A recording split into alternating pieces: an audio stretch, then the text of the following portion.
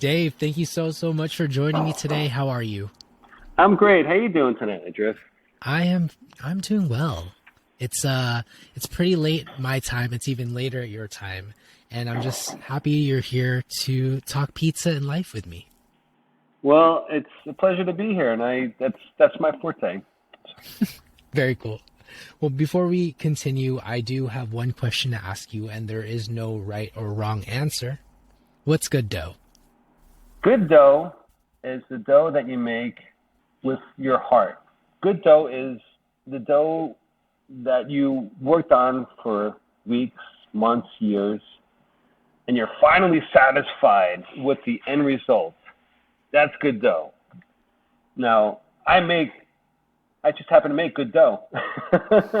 So, and because I feel like I've reached that point in my life where the dough that I make is exactly how I want it. And as a matter of fact, I think it exceeded my expectations. So it's good dough is pretty much what you put into it. So you put love into it, you get love out of it. Yeah, I agree with that. That's something Chris Bianco says a lot and that I've heard. I've never actually met him, but everyone seems to quote that line. Can you, since I've never had your pizza before, I've never even met you in person, I'm quite interested in knowing, like, what did you mean by it has exceeded what you wanted? Maybe you can talk a little bit about that and also talk about, what got you into pizza. If you had this pizza, like the pizza I made for my kids, they came in earlier this afternoon. They had to go to the doctor's office, and I made them two pies. So when I was cutting the Neapolitan pizza that I made for them, it's light, crispy, airy, it's almost like not buttery like a croissant, but it's flaky like a croissant, and it has a nice crunch to it when you bite down on it. But it's very, very light. It's very light. Now I ferment it anywhere between 3 to 5, sometimes even 6 days if it's in good shape, if it's well refrigerated. So it has a nice flavor, towards the end of towards the end of that time.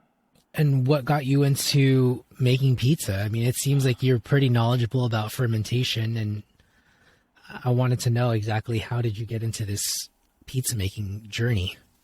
Around 2010, I was working at a fine dining Italian restaurant, a celebrity-driven restaurant. I mean, it was just like a who's who on any given night was there. And my boss came up to me and goes, "Hey, Seti, I want to put a pizza oven in the back. I want you to be the pizza guy." So I said, "Okay, I know how to make pizza."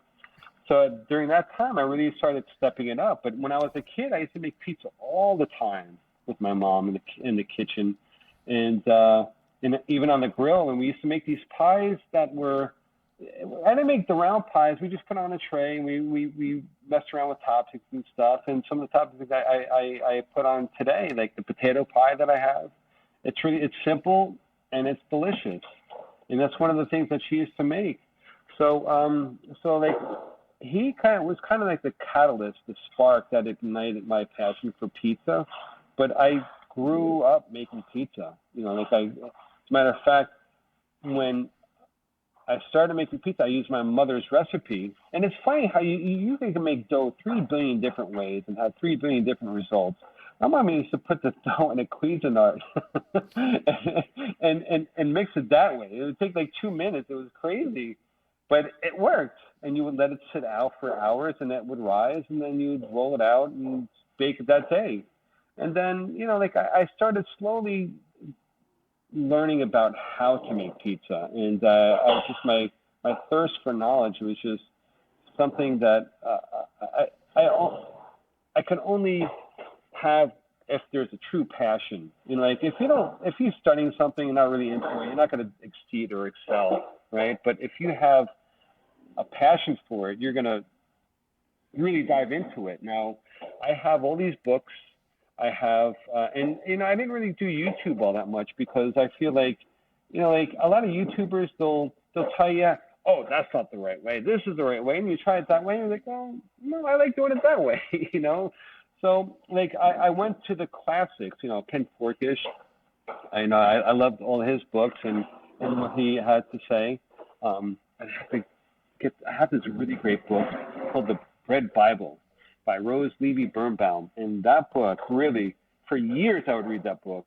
And then one day I opened it up. This is probably right around the time I was going to open this restaurant.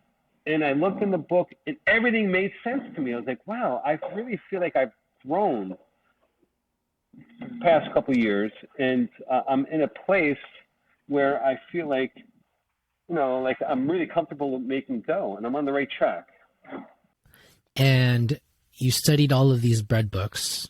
When did you make the move from making pizza at a fine dining restaurant to opening your restaurant? And if there was any pizza making in between that, please include that too. So when I was working at Da Silvano, it took him a long time to really get into the pizza. Even though he said in 2010 he wanted me to make pizza, I had to pull him aside and said, look, I've learned a lot in the past 5 years. It was 2015. Let me just start making pizza. I'll get off the floor because I was in the front of the house. I was cashier, I was captain, I was manager. And then I said, let me just get off the floor and start making pizza. And I converted this convectionary oven, and I kind of rigged it where it wouldn't burn the top of the pizza, and I had these steel plates on the bottom of the oven. And so while I was there, I was making these $100 barata shaved white truffle pizzas, and it was just like an amazing experience for me, because I would take the dough out, I start stretching it out. I'm like, wait a minute, this is not stretching out nicely. I'm having a difficult time because the dough was so cold. It was a really great learning experience. And I was just making a basic dough, nothing too crazy, not even comparable to what I make now. So from there, I saw that he didn't have that motivation to give me the wood burning oven. Like he said, he wanted the wood burning oven, and I went through all that process, but it wasn't about him anymore. It was about me and my passion. So I promised myself, September 2016, I'm making pizza out of a red wood-burning oven. Either it's here or somewhere else. So I left September, and I went to Pizza Loves Emily. I chilled for like an hour, and then they were opening up this restaurant in Greenpoint, Brooklyn, which is right down the street from where I live in Queens. It's like the neighboring town. So I went to see if they needed a pizza guy, and they're like, yeah, come on Tuesday. If you can make pizza, the job's yours, pretty much. So I made pizza, and they're like, okay, you're hired. All right, you start tomorrow. And I was like, this is, it was great. And I started making Neapolitan pizzas. And I again, always learning on the job, like figuring out what works, what doesn't work. All right, when you have the pizza in the oven, you're not going to go straight into with the round-headed peel to turn it around, because you're going to pierce it. You have to go in through the side. These little details that that you have to learn along the way. Because on a Friday night at 8 o'clock, you're making pies. You keep on busting holes in there. You learn the hard way, and the people are yelling at you. So you're like, okay, well, let me figure this out. So that was my first official full-time pizza making job at 21 Greenpoint, and I worked with a great staff over there. And Homer Murray is a guy that I really appreciate.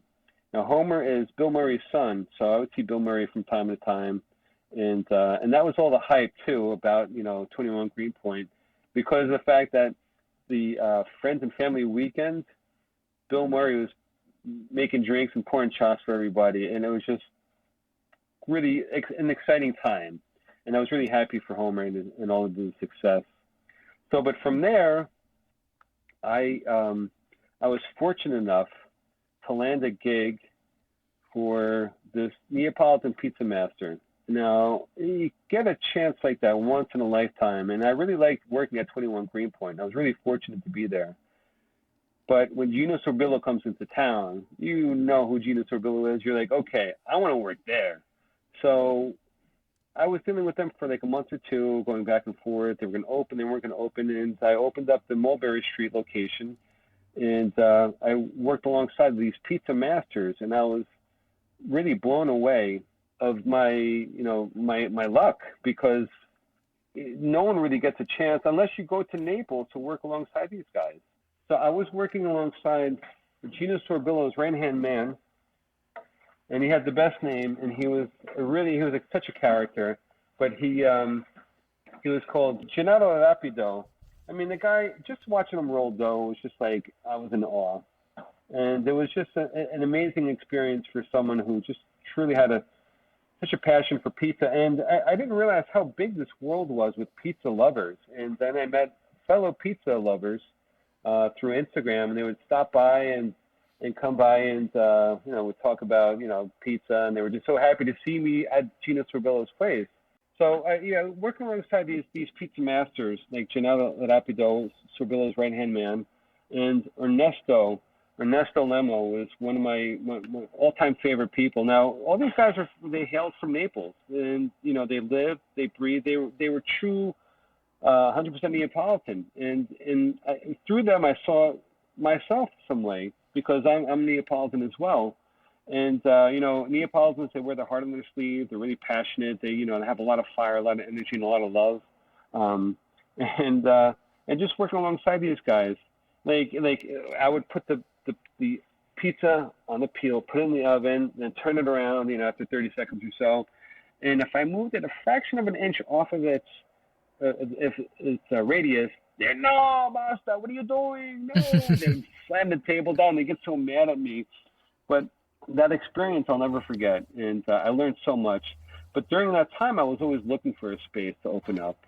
And I'm glad that I waited to find the right space for myself because I learned so much during that time. Because it was 2015, I really wanted to break out, and I had people that wanted to invest in opening up a pizzeria. And the opportunity just wasn't right at that point.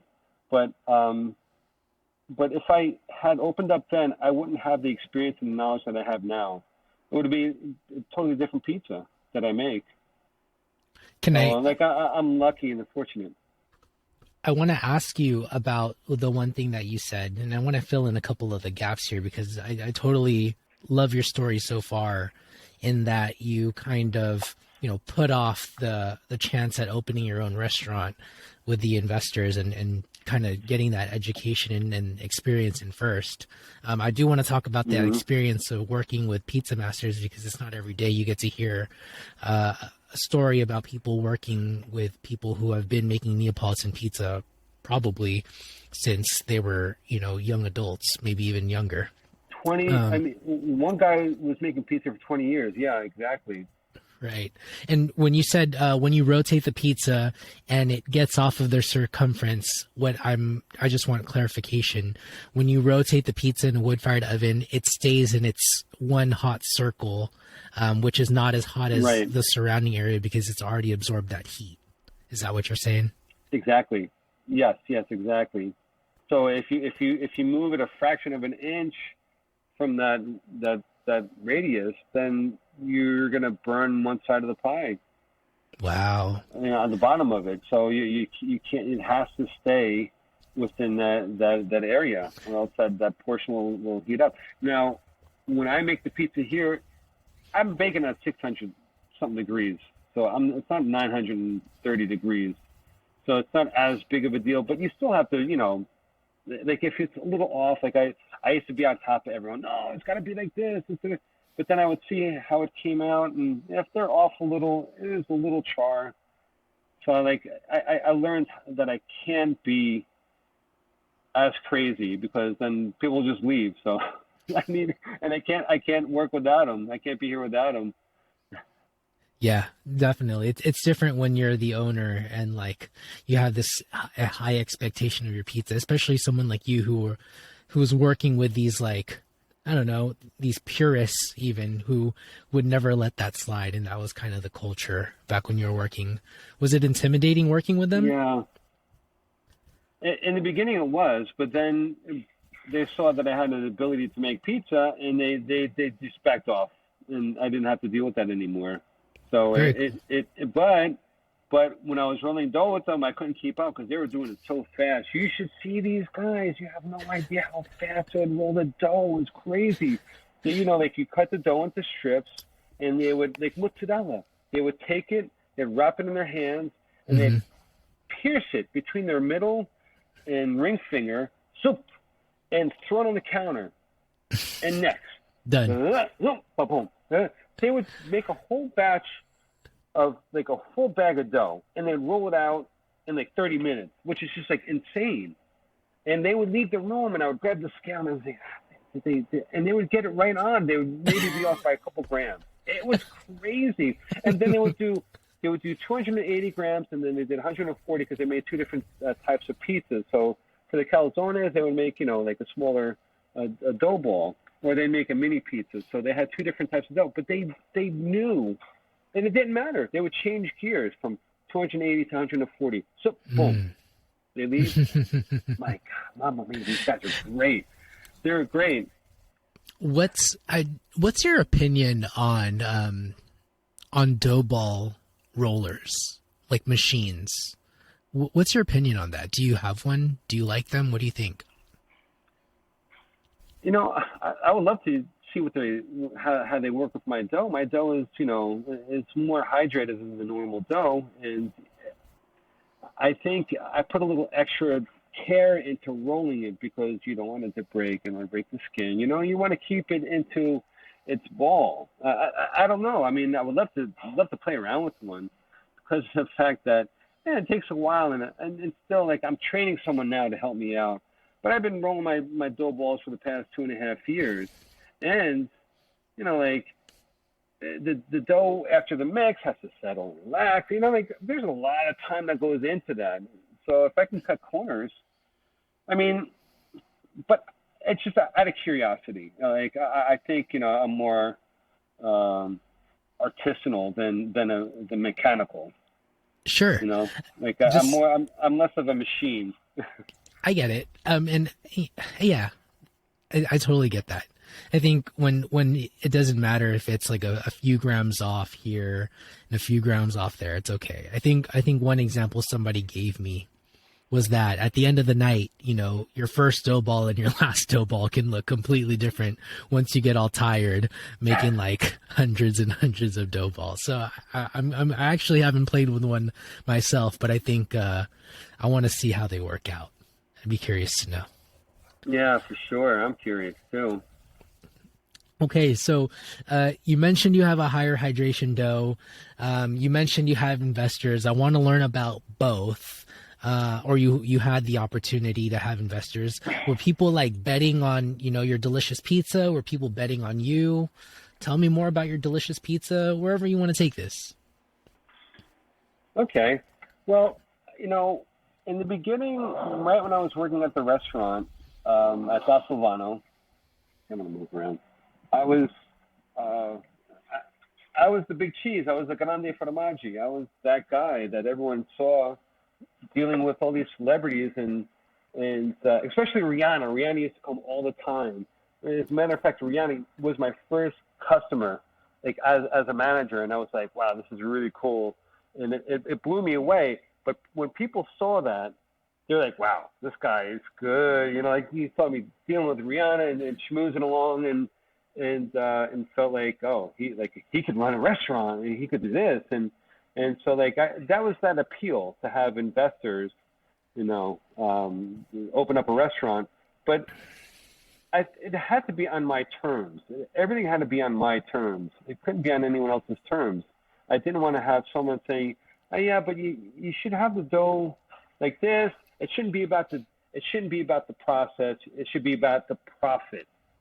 And although the profit helps, you can't stay in business if you're not making any money. We're still not where we want to be, but for the most part, but we're okay because of the fact that everyone's coming exclusively for the pizza that they love, and the word's getting out, and we just have a nice following now, and I think there's a lot of again, thanks to like Sirhan for just kind of representing and just kind of putting out the word, and we would do events too, but yeah, investors, that's a tricky one, I'm glad I didn't go that route. Oh, so you didn't go that route. You How did you No, no, no, manage to land your own restaurant? So we sold our apartment, and we came in a couple extra bucks. You know, we made a little profit off of it. So my wife and I were discussing, and she says, "You know, why don't you open up your pizzeria now?" And that's been a blessing and a curse too. Look, I love having my freedom in running the restaurant, but it's a double-edged sword because it's also like 93% of my profit comes from these two hands. So I have to be constantly working and making the money for this restaurant. So like I feel like it's a lot of stress that's on top of owning a restaurant or owning a pizzeria, because of the fact that if you fail, like let's say today I didn't feel good, my stomach hurts, whatever, and I close up, I lost $800. You know, that's gone. You know, like and you know, like but if I do that 2-3 times, then I can lose the place.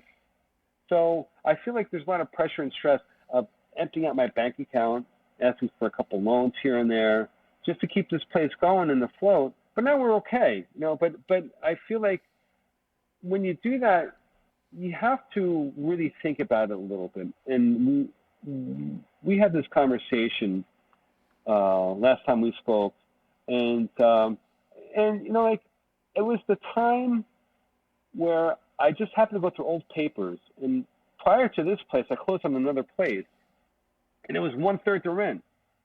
And I know I could have made it work. It was like maybe 400 square feet, but they rented it out to me, not knowing that it doesn't have the right amount of capacity to hold a lot of weight to the floor. It was like a wooden panel floor, but they thought it was like cement underneath it, and it was like I forget what else was underneath it, but it couldn't hold a lot of weight to it. So they had to do a lot of work. So they said, look, you either we fix it or you could get out of this lease.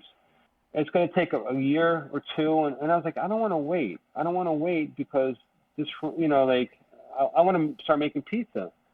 But this rent is more than I would like to pay for rent. The place that you're in right now. When you have this place. I mean, we poured a lot of money into it, but we have to maintain and manage a certain amount of income per month to stay afloat. So I just feel like if there's someone out there that wants to open up a restaurant, a pizzeria, if you could find an option where maybe it's a little on the outskirts of town, where we have a little cheaper rent, or something that's a little more within your means. Go for that. You know, if it takes a little longer, kind of wait it out a little, because it'll be worth your while in the long run. Now, I have no regrets opening up this place, but because I know it's going to work. You know, like I'm a very optimistic guy. Every day I come in here, I'm like, yeah, man, I'm rocking out today. I'm going to make great pies, and I do. You know, like, and the squares come out. The squares that we make here, the pies that we make here, are just awesome, and I'm so proud of what we do. Again, just, you know, like if I could find a little cheaper space, I'm sorry, I'm going into circles. No, it's okay. I feel Let's like talk about your kind of space. Going around and around. No, I mean, Okay. When it comes down to it, you know, I think it's helpful for people listening to know where you are, and why your space is so expensive. And maybe it'll be helpful to hear how many square footage your space is, and then kind of talk about the location a little bit, and why you thought it was the ideal place. The original idea was to have a pizzeria/restaurant. Now, when I opened up, we had a full kitchen in the back, and we have a nice amount of seating in the front. I could probably fit like 28 people. And so it would have been ideal to have a pizzeria restaurant. That would cover some of the costs to keep this place running. But hiring additional people and having them, you know, make food and do stuff was something that was a little bit more concerning to me, because of the fact that my background working in a fine dining restaurant, I feel like, you know, I worked with great chefs, and I had the freedom and luxury of working with great chefs, and I just couldn't find the right people to help me out in the kitchen. So that was kind of out of the question. So I just had to focus, and maybe it's also controlling too. Like, I couldn't control what they were doing in the back, and I made this place specifically to put the pizza oven in the back so I could see what's coming out of the kitchen to the front to the diners. But you know what though, it doesn't happen that way. You know, it's so if I had not thought of opening up a restaurant, pizzeria restaurant, and having less amount of seats in this almost 1,100 square foot space with a basement and have a walk-in refrigerator, if I had a smaller space, a lower rent with less seating, I'm sure it would have been a little bit easier to grow. Like, a case in point, I have a friend of mine bought a small space, 250 square foot pizzeria. It was tiny. He renovated it over, this is summer and springtime. I think it was the springtime, and now he has a bigger space. And with the outdoor dining here in New York, he's got more seats outside, so it really worked out well for him. But he was able to expand because of the fact that he had a small space and a smaller rent. So, you know, like, and that's how my old boss did it too. He had a small space, 1975 on 6th Avenue between Bleecker and House, and he was paying $500 a month. And he was able to rock that place down, traditional Italian cuisine. And, you know, you see people do it, and you're like, I could do it too, but you really have to think of how to do it, you know? Like, my location, I'm right off the 7 train, which is ideal. I'm right in front of a bus stop, which is ideal. But when I first opened up, you know, I felt like a fish in a fishbowl.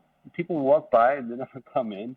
Or they'd walk in, they'd see the square slice, and be like, I don't want a square slice. And then eventually I put the classic slice on the counter. And then, you know, we started getting more traction from it. But you know, like, when you're trying to build a brand or build your business, you have to kind of accommodate the people what they want. And my mom, why don't you just make the pizza already instead of making these squares all day long? Which, the squares are great. I mean, I love the squares, but you know, she was right. And when I did, you know, Sirhan came by, my good friend Sirhan came by, and I think he told the Pizza Cowboy. And within like weeks after having that classic 18-inch slice on the counter, it was like the biggest hit in the world. It was like, you know, like, I should have did this sooner. But the fact of the matter was, and now this is a silly thing to confess, I was trained in making 12-inch personal pies. The 18-inch pie was like daunting to me. I was like, oh my God, it's so big. How am I going to stretch this thing out? You know, like, you're used to doing it like this, you know, the slap technique, and then you stretch it out, and then it opens up. Yeah. And then it got this big thing, and so, like, it took me a little while to kind of figure all that stuff out, and I did it all on my own, and now I make it like, you know, it's nothing. Yeah. So, I mean, like, you're in Queens, right? That's one thing. You have a relatively big restaurant. Like, 1,100 square feet might not sound like a lot for people outside of New York, but in New York, that is a pretty decent restaurant. Like, people listening didn't see the video. You can literally see a good amount of people. And actually, like, when I think of that 250 square foot pizzeria that, you know, could have worked out, except for the fact that it wasn't structurally safe, perhaps. It may have worked out because, you know, it seems like you're the type of person to want to touch every pizza and make sure it goes through you, because you have that, you know, that you have that eye and that touch, and like it's your pizza, which is understandable. But then, like, the one thing that you said, like, if you had a smaller space, or you might have been able to grow faster. I don't know. I mean, like, the way I see grow faster is like that one phrase where it's like, oh, you want to, or like, I don't know. It's like, maybe if you want to grow, like, you have to be able to, like, let go a little bit.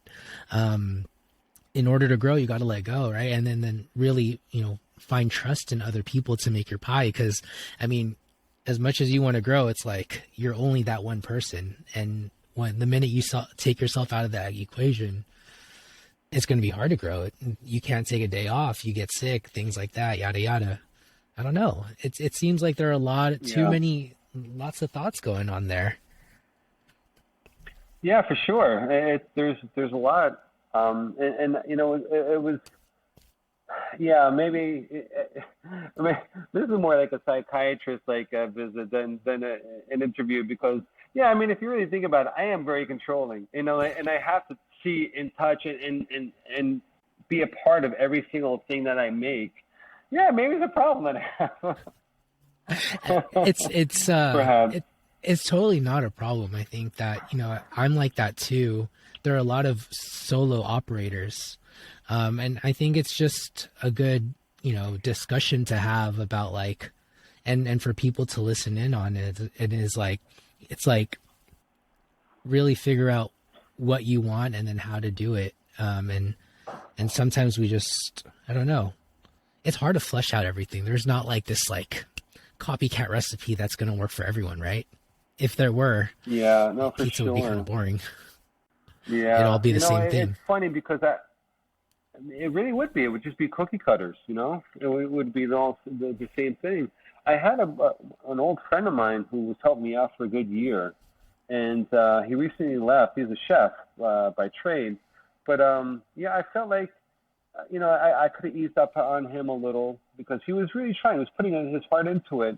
But I kept on thinking, it's my pizza, it's my reputation. It has to be perfect. And, it has to be like this. And you're right. I'm never going to grow if I'm like that. But I'm lucky. It's amazing. Um, I needed help, and in March, this little girl came in. Right, this high school senior came in. I don't want to call her a little girl because she was little, but I don't want to take it away from her. And she's like, I'm looking for a job. I said, well, you know how to make pizza? She goes, I could try. She's the best pizza maker. I put her to work, and she blows me away. And I back off on her because she makes a great pizza. She really does it perfectly. And now she's a freshman in college. And I'm just so lucky and blessed. But now I feel like, since my old friend left, he recently left a couple of weeks ago, I'm taxing her too much. I'm putting too much on her plate. And, I don't want to lose her because of, I'm putting too much stress and pressure on her. So, but I just want to say that she, anyone that knows me, knows Natalie, knows how awesome she is and how great she is. And you're right. With her, I could kind of take a back seat a little to the pizza making, and I'm not as controlling with her. But I was with my old friend Marcus, and I'm sorry, Marcus. I still love you. No, I'm glad you found somebody because I kind of had the same issue. My wife and I run a nonprofit, and we had this, all-star person. She was like maybe one of our first hires like 5 years ago. And she stayed with us up until like the pandemic. So for 5 years, she was with us. And then, she got her master's degree. She was getting other jobs that paid more. And like we inevitably lost her. And she was amazing. We relied on her for everything. But like, I don't know, like, do you have I guess like, what are you going to do with your most recent employee to keep her going? Because like I feel like I need advice on that. Like if I ever find Kimmy, if you're listening, like you were the most amazing employee. I wish we could get you back in the future, but like maybe you can coach me on like how do we keep our good ones? Yeah. Well, with Natalie, Natalie's become family here, and her brother recently started working, and it's so great because her whole family is just, I mean, he blows me away too. He's rolling dough, and I'm like, okay, and I could do something else. I don't have to do this anymore because he just does it, and this is a first for me. So, having both of them here, it's just so vital. But taking care of them however you can. They come in, you want to slice, want to drink, whatever you want here, just take it. You just stay here, sort of thing. but just take care of them any way you can, I guess. By the time this comes out, I'm gonna release a couple of episodes. One with Ben from Mushy Peas. He's a home baker on Instagram, and then also Scott from Scott's Pizza Tours. And then like two parts of the conversation. Scott. Yeah, good guy. Both of them are. I love Scott. Yeah. Two parts of the two different conversations are coming to mind. Ben was talking to me about like, make your pizza and then find your audience first and then try to start a business. And then Scott says, try to be financially ready when you open up a restaurant. And I'm wondering if like what your opinions are and on those, and if you do you think that if you had more money to initially, do you think it was like ever a budget kind of thing to be able to hire the staff that you want, or was it just like you didn't have the right pool of applicants and they just didn't show up for you? And then just going back to the whole like squares and circles thing, like, are you satisfied with the circles now, and are you able to sell your squares the way you want to, or are you just kind of like making the circles just to feed the demand, but even though it's not like the ones that you really want to make? Just curious to know. No. The circles are exactly what I want to make. They're 100%. Perfect. Yeah, 100% me, 100%. That's my DNA. That's my footprint on this earth. Okay. The square, the round pies that I make, they're like I described them before. They're delicate with a nice crisp crunch to it, light, airy, and I'm very proud of the pizza that I make. 100%. Like if I could just make dough all day long, that would be my all-time gig, because I just love bringing something to life and love using my hands and love having a pre-fermentation or starter or whatever, and cultivating that and then getting back the next day. Like unfortunately, the weather has a lot to do with the pre-fermentation. So like I can't really, plan it perfectly now because it just dropped so much last night. So my dough wasn't quite ready when I walked in here. But yeah, I'm 100% in love with my dough. My square dough is great. It's 90% hydration. That's light and airy with the crisp crunch too. And I didn't plan for those two to kind of even out. It was just it just happened like that. Like the round pies that I make. One day it was 80% research, 20% trial and error. And one day I put a little too much olive oil into my dough mix, and I write everything down, and I remember having the slice a couple days later, and I was like, well, this is great. It's got a nice crunch to it. And it was the olive oil, obviously, from the round pies, and that's the same crunch I have in my squares. So my pizza dough is great. But I think Scott summarizes it perfectly. I think the way Scott put it was ideal. Now, so Scott, I really appreciate what Scott said, but I forgot half of what he said. So let me go back. So, well, just to give you a little bit of context, he was commenting on the Instagram community and how, because of the pandemic, so many home bakers are making pizza, and they, a lot of them are trying to take it from their backyard onto doing something else like a pop-up or opening a restaurant.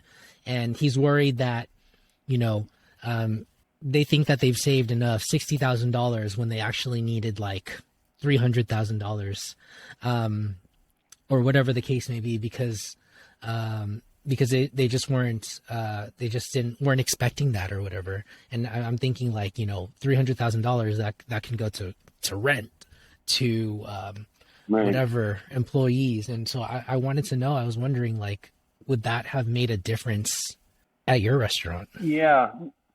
No. Yeah.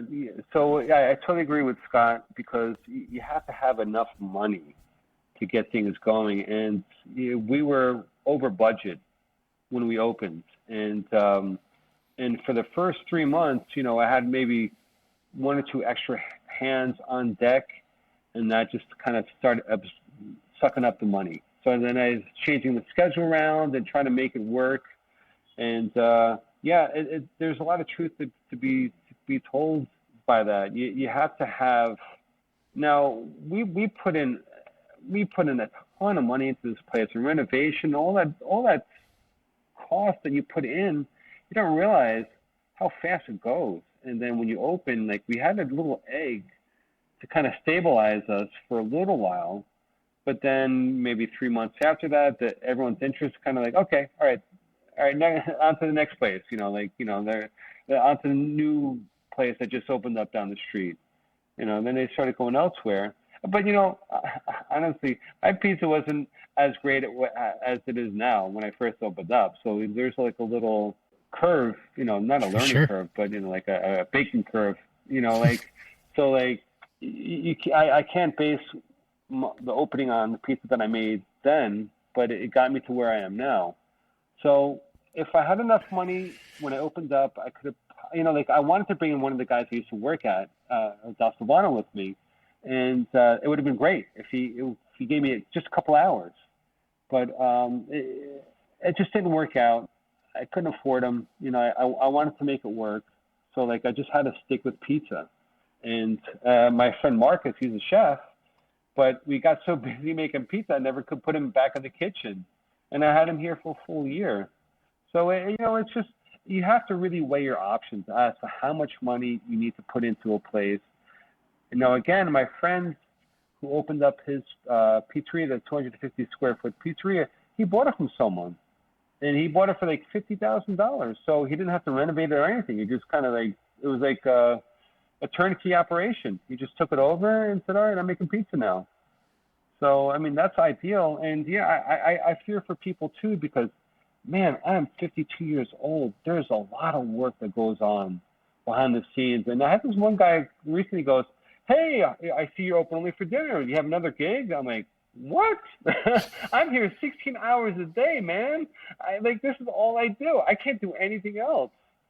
And before the pandemic, I was here almost 18 to 20 hours a day, almost every day like that, because I would start making the dough after I closed, so that way I could open up for lunch. So that I'd get here after 4 hours sleep, and my eyes are just down to the ground, and and with barely any sleep and any rest, and try to open up the next day and to do it all over again. It was excruciating. It was really tough, and I had to do that because I didn't have enough money to pay someone.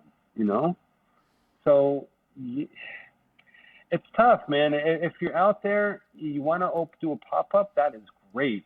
If you want to open up your own pizzeria, your own restaurant, you gotta have the money. Man, I'm living proof. And I don't have enough money. You think $300,000 would be enough to renovate a space? You put in, the key money here is $60,000. I can't tell you the rent, but it ain't cheap. It's comparable to downtown Manhattan. So it's kind of up there. I'm on a main street. All that money, I still, the first couple of months, started to struggle. And I was like, oh my God, summertime's coming. And I didn't do my research when I got this place. I had a contract. It goes, okay, the place is good. Okay, you want to take it over? You want to do this to it, X, Y, and Z? But does the AC work? No. What do you need to get for the summertime? An AC unit. So how much is that? How much is it to fix the central air? $30,000. Okay. Well, how much is it for? So everything started costing a lot more money than I expected. So I had to get AC units, heating units, $25,000, and it goes fast. What? Well, first off, I want to ask, how are you doing now? You had mentioned earlier, you're getting by, but how are you doing? And how much longer can you do this? I am, right now I'm very optimistic because I have a feeling based on just putting a little bit more extra time. We're going to start opening up for lunch, and I have someone that's going to help me roll dough while I open. So that's going to kind of alleviate some of the time that I have to roll dough. So I could start. I'm here, might as well make some money from it. So I feel that's going to launch us to make a little more, get us a little more comfortable. And then I would love to introduce more items to the menu. I mean, stromboli, man. When was the last time I had a good stromboli? You know, like calzones, man. I make the best calzones. You have no idea. But it's like I make them when I can. And I have this guy that comes in here, Rodolfo. He comes in here and he's like, man, you got this. He saw, you know, at the counter had maybe a couple slices. I said, Rodolfo, I got you. I'm going to make something for you. And he had the calzone. He's like, oh, my God, it was so great. And then I had another customer came in. They made one for her. And granted, the dough was probably like 8 days old because, you know, I portioned it out 130 grams. So, and I really wasn't using it for anything. I was just, you know, dough that I put aside. You know, like sometimes you have a little extra dough and you put it aside and it doesn't meet the amount that you have. So I made, and man, after I made it, I started making them for myself, and I was addicted to them. So yeah, man, like I feel like I'm just beginning. I'm getting started right now, but I need the help, and that's my only problem. I need the help. Like I can't introduce calzones and have other people make them because they don't know how to make them. You know, like, and calzones is something I learned working at Sorbillo's place because we used to make the pizza fritta. Oh my gosh, man, pizza fritta is fried calzone, and I see these Neapolitan guys going outside with the calzones and eating it, you know, and the smoke's coming out of their mouth, and they're just like, they can't get enough. They keep on eating because it's so piping hot, and seeing that passion because it's bringing them back to Naples, you know, and they're feeling something that you know they haven't felt in a while, like a pizza fritta. But I feel like I'm good, you know. I feel like we could really make this place work. The thing is, I always felt like you could open up a restaurant, a pizzeria, anything, anywhere, and people would come to see you. It's not really the case, you know. Like I'm the neighborhood pizzeria guy, and that's great because they're keeping me alive.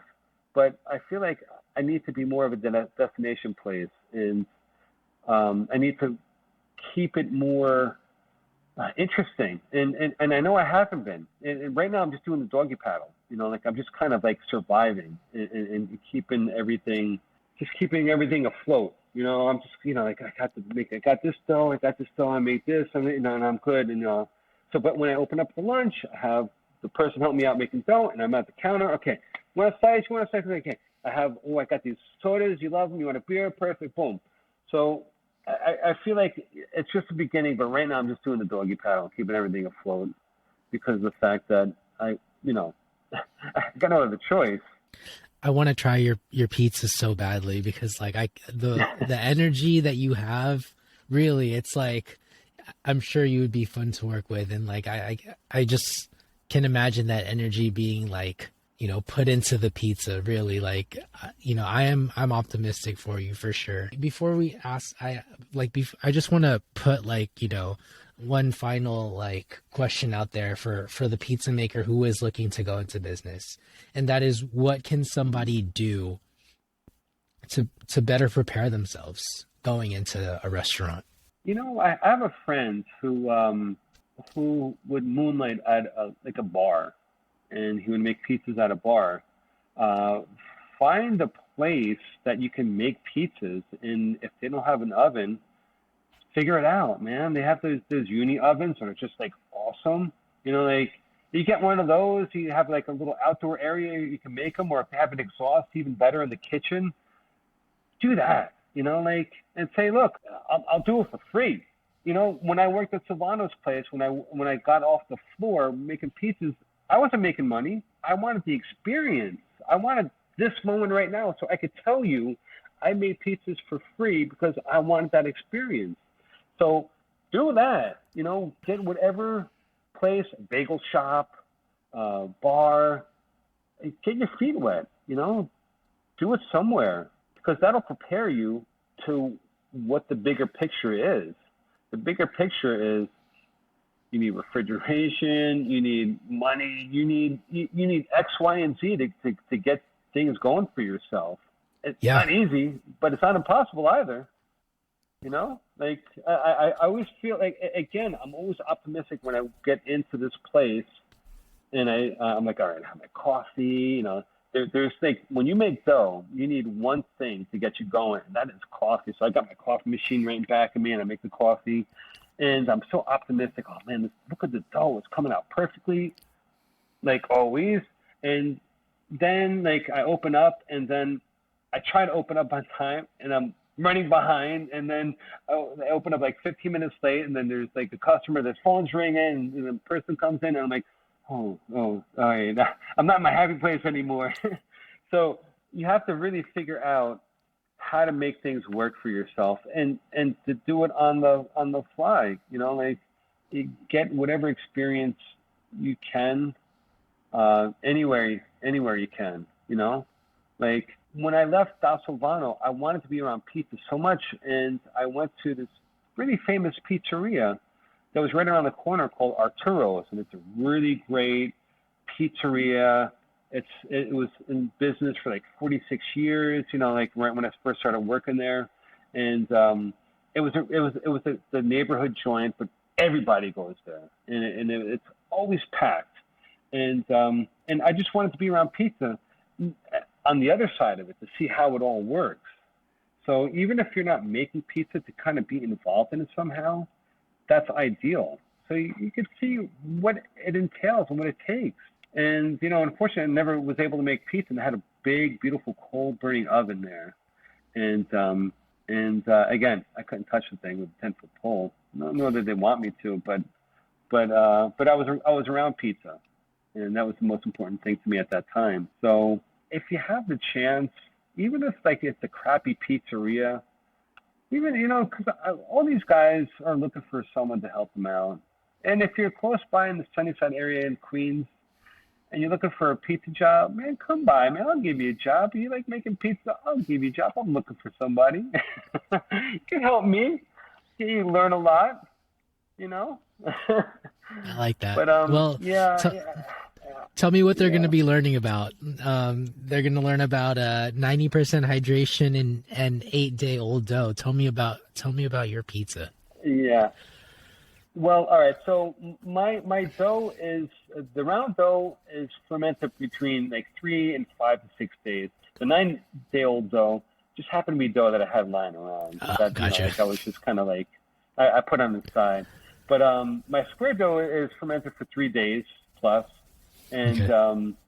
And if they work with me, they're going to get tired of me talking about pizza. I feel bad for the people that I work with because I only like one thing. Well, I like baseball too, but I only talk about pizza. And then I'll just kind of go into like tangents of like when you stretch it out, you thin it out too much over here, and it's too much thickness over here. You got to do it this way, and I will just talk about pizza all day long, and they will be like, you know what?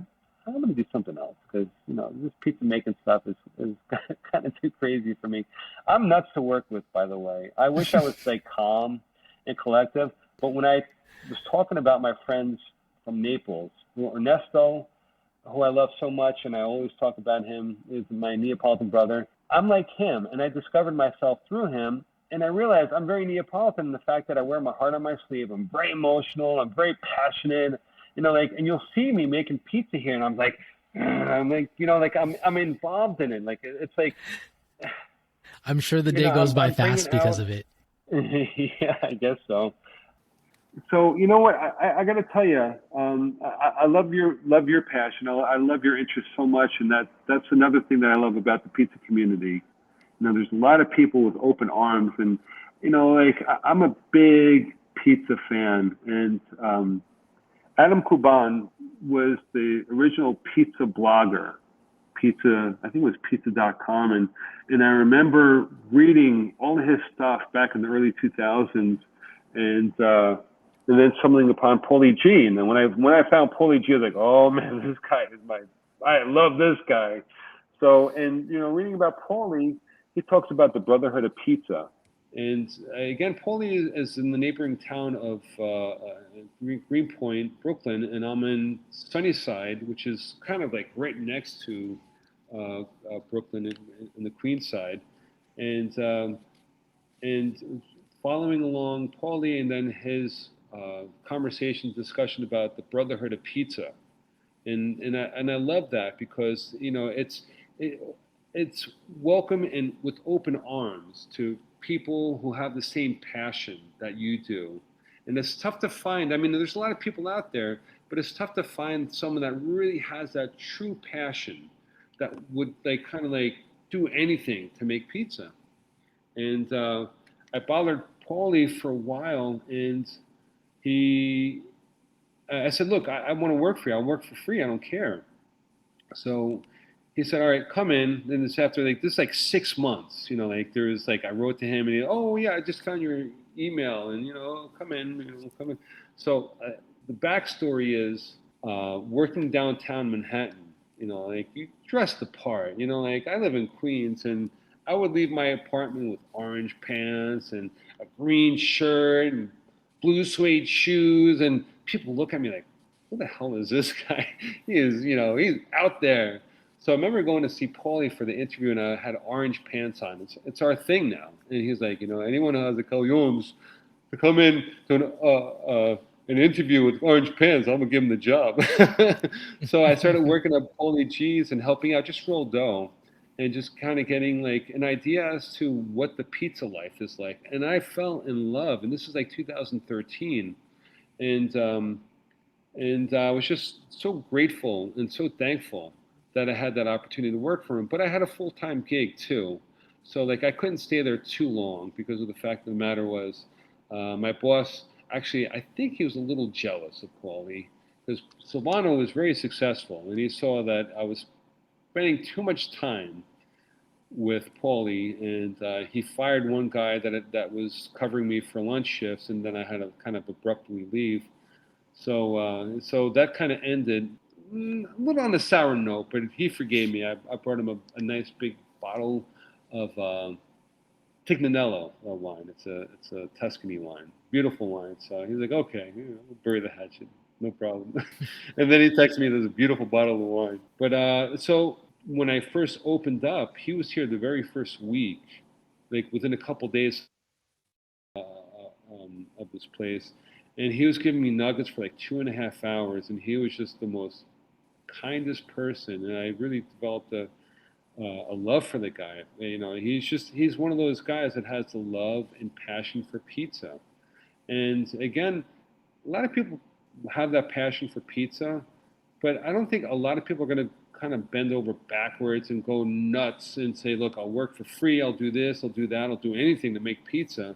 Some will, and those are the people that will, that are on Instagram and doing the pop-ups and doing that. And those are the people that we're also concerned about as well, putting too much, investing in a place that they're not going to be able to thrive and survive because they don't have enough money to do it. But yeah, Paulie is that guy. He's like my guru. I adore Paulie, and he comes by from time to time, and I'm just so thankful to be a part of that.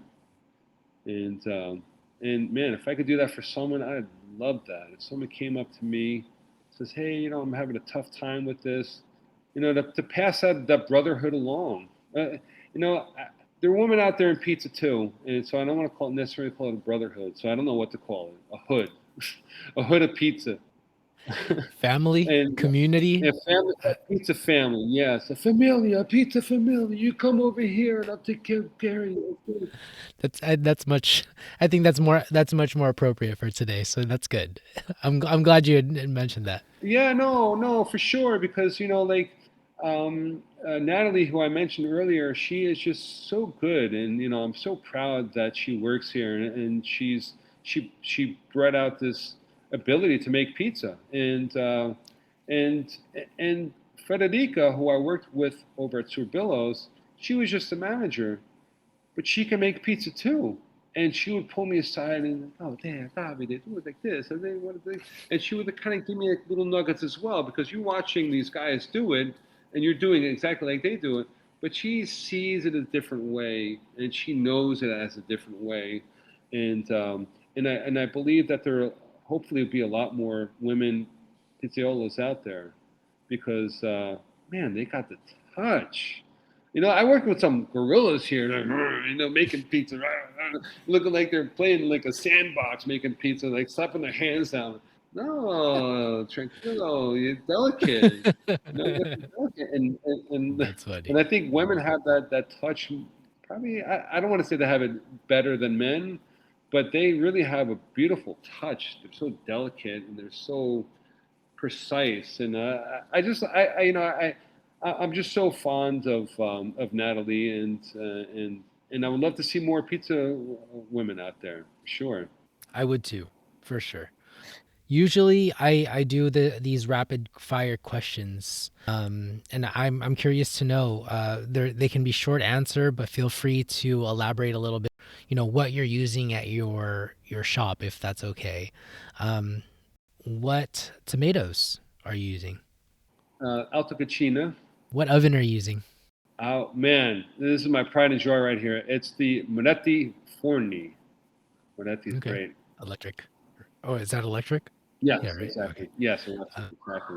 if you had one topping to use or finish your pizza with, what would that be? Basil, If you had to describe your pizza in one sentence, kind of like an elevator pitch, how would you describe it? light and airy with a crisp crunch. Beautiful. For the Caputo Super Nuvola that you're using, are you using that for your pan pies too? I use that in combination of other flours, so it's not just like a straight mix. Like I'll use like 70% of this, 20% of that, and then 10% of whatever. So Got so I it. use a little like whole wheat in there some way, and other flours in there as well. Okay. I'm not gonna kiss and tell. I'll kiss, but I won't tell. Okay. No, because I have a little bit of Caputo Super Nuvola left. I was wondering if I can use it to make some pan pies. I have. I've used just like a biga only dough and then added water to make it into a pan pie and got some good results. Oh Um, wow, that sounds great. I have two questions that I like to end the show with. What is one mistake that people can avoid in the pizza business? Two things come to mind. One pertains to opening up your own restaurant, but a pizza maker has to stay true to what they do best. They can't please other people. They have to put their passion into it. And it drives me crazy when I hear someone is going to open up a pizzeria, and they're going to put all this money into it, and you're going to make the pizza. No, I have someone else do it for me. How do you know they're going to do a good job? How do you know they're going to do what you want them to do? Like there was a pizzeria that opened up a couple years back, and the guy didn't know how to make pizza. The owner didn't know how to make pizza, so he was depending on other people to make pizza. And they were making pizza palla, and right in a almost remote location in Sunnyside. And I mean, I had it; it was pretty good. It was in a palla out of a wood burning oven. It was great, but he didn't know how to make the pizza, and I felt really bad for the guy because he was depending on other people to do it for him. And I think eventually he started making, but it was too late. He was only there less than 2 years, and then he had to go to business. But I'll never have that issue because I know how to make the pizza. But you have to stay true, number one, and you have to know how to make the pizza. I think that just kind of goes hand in hand. If you're gonna put all your money into one place, you have to know how to do it. I agree to an extent, right? It's like to know what to look for, and you're not gonna know what to look for if you don't know how to make it yourself. Yeah, Um, yeah, exactly. yeah, I do. Like, and in order for you to be able to and train people, yeah, I think it's more so. It's like you can train people, sure, but like if you don't know what kitchen, it could be a little scary. But Yeah, yeah. If you don't know to look underneath the pie when it's in the oven and it's completely white, and then you put it onto a tray or a pizza box, whatever, you send it out, it's going to be soggy in the bottom, undercooked, and you're gonna get slack for that. Someone's going to be unhappy. So these are like the little details that you have to know to look out for. So yeah, if your pizza guy leaves, what are you going to do? You got to roll up your sleeves and do it yourself. And, yeah, and that again goes on the training of working at Da Silvano. Silvano was the main chef until he had other people do it for him, and then he knew what to look after and look for, and then he was just kind of like monitoring and and expediting, and that was basically it. So he wasn't making food anymore. But yeah, you have to know the essentials. You have to know that. Yeah. To be an owner operator, part of it is being an operator. And Yeah. uh, yeah, you need to know what's good and what's not good, for sure. And what do you want to leave the listeners with today? Well, since this is kind of based on the theme of, someone who's starting out a restaurant the last couple of years and, hit some road bumps along the way, I would love to leave for whoever's listening. If you have passion making pizza, go for it, but be smart about it. Just try to think about how to do it without spending too much money. Because again, like I love what I do. I really do. But I know how difficult it is and how tough it is. And if someone can hear me now who is planning to open up a pizzeria and has maybe $60,000 to $70,000 and they have maybe like a $4,000 a month rent, and they're in a remote location, you got to really plan it out. Don't rush into anything because you could lose it like that. The first 10 months here, I was like, man, I got to get out of here. I can't afford this place anymore. And then things just started happening. It was amazing. Within like a week or two of my wife planning our escape route, like, oh man, we're gonna lose it all. We can't keep this place going. But the passion of the pizza will drive you. It'll keep you going. But just be smart about it and consult with someone. Like if you want to do something, ask for advice. There's a familyhood of pizza makers out there who will love to talk to you about these things. Like if you lived in this neighborhood and you wanted to open up a pizzeria, and you're like, Dave, I don't know what to do. Like, dude, you got a couple of hours? Sit with me. I'll tell you all about. Just hang out here for a couple of days. Maybe you might want to think about something else to do because there's a lot of pressure and a lot of stress when you put your own money into it, and you want to make pizza, but you also need help. Like, are you a control freak like me? Like, there's a lot of like variables. So, again, if you have the passion to make pizza and you want to open up your own place, really think about it. Think about it hard because it's not an easy commitment to make. All right. All right, Well, Dave. Isaac, man, thank you so much for everything. This has really been a pleasure. And look at it's 11:41. What time is it? 9:41 on your side? 8:41? 8:41. Still early. Well, but thank you for giving me all this time. I appreciate it. Thank you for making it. I appreciate. No worries. I'll talk to you soon. Send me that video, okay? All All right. right, you will. I will. Thanks so much. Take care, brother. Bye. Be well. Bye bye.